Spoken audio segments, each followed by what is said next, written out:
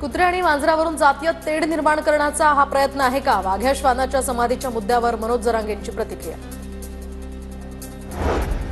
एकही लढाई न हरलेला जगातला राजा कसा असू शकतो याचं मूर्तिवंत उदाहरण म्हणजे छत्रपती संभाजी महाराज.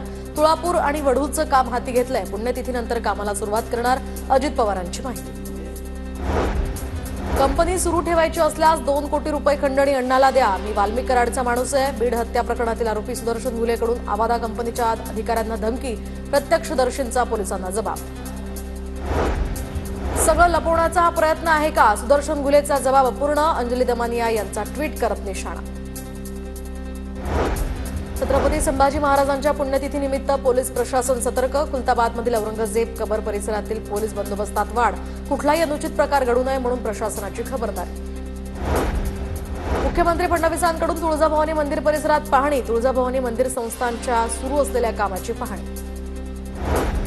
व्हीआयपी पास धारकांना पहाटे 4 ते 6 या विशिष्ट वेळेत दर्शन द्यावं. भाजप नेते सुजय विखे पाटलांची साईबाबा संस्थांकडे मागणी.